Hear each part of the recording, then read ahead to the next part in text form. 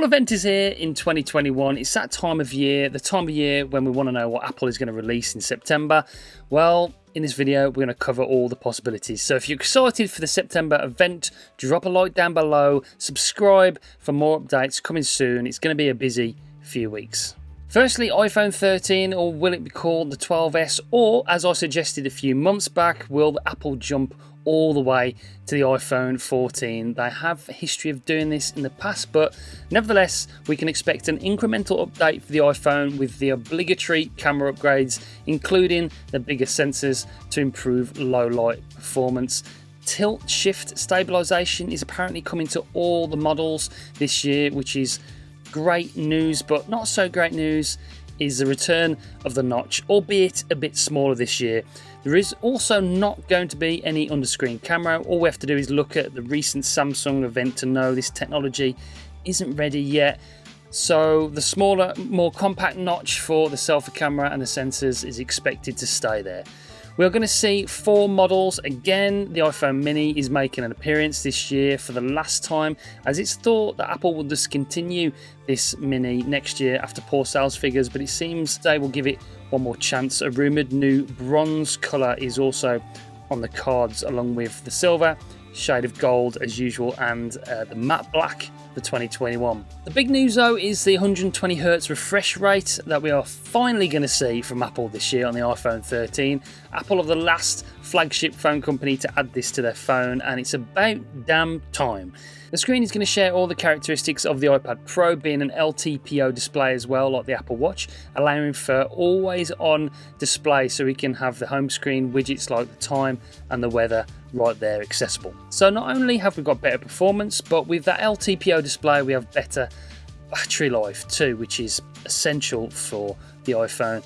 On the 4 models this year, we're going to have Ultra 5G worldwide, not just in the US, so that will please all of you. I think 5G is a couple of years from being totally mainstream and as fast as promised, especially here in the UK, but with this update, at least the iPhone 13 is future-proof for those of you who don't upgrade every year and intend on keeping this device for a couple of years. Reverse charging is also a possibility, as we have seen the introduction of the tech with the new MagSafe battery charger. We know they can do it, so I think this year we're going to see the ability to be able to charge your AirPods or maybe your Apple Watch on the back of the phone. No Touch ID though. Reports from Mark Gurman recently suggest that's still a couple of generations away. I think they're going to wait until they've actually mastered the under-screen fingerprint rather than going for the power button Touch ID like the iPad Air. Talking of the Apple Watch, we are going to see big design overhaul this year. I did a whole video about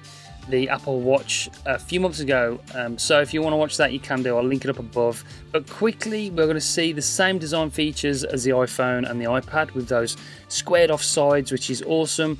Renders by Ian and John Prosser released these pictures a while back.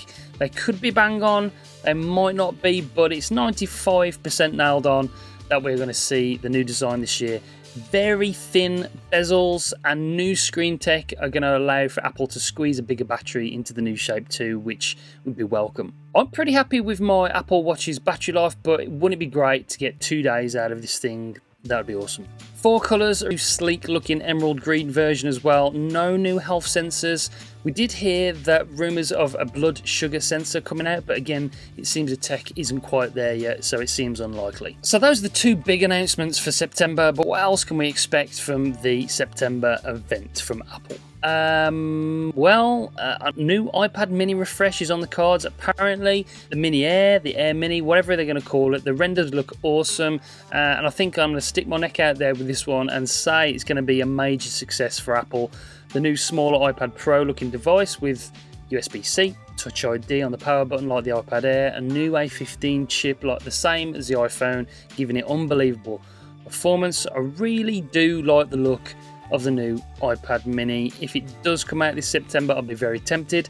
But for me, imagine this device that they turn into a foldable. That's my dream.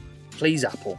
Can we have that soon? Other things we can expect, finally, the update to the AirPods 3, or if Apple finally do release these and they have the interchangeable rubber ear tips like the Pro, but without the features like transparency and noise cancelling at a lower, affordable price these would be the AirPods to get. They are set to have the same shorter Pro stalk design too, and the same charging case.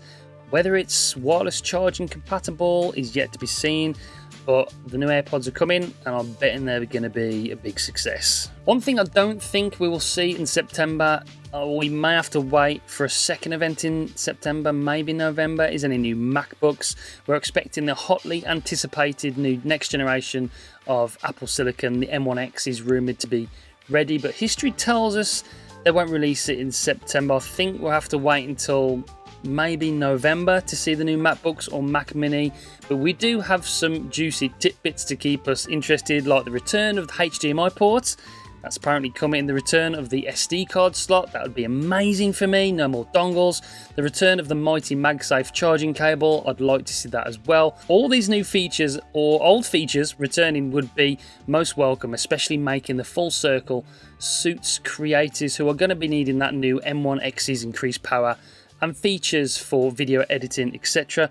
I'm interested to see just how much more powerful these Apple Silicon Macs can get and what other features they are going to try to include to take over the vibrant content creators market that seems to be so prevalent at the moment. Either way, it's soon to be an intriguing event. It always is. I can't wait. Stay tuned and subscribe down below for all the news and updates as they happen.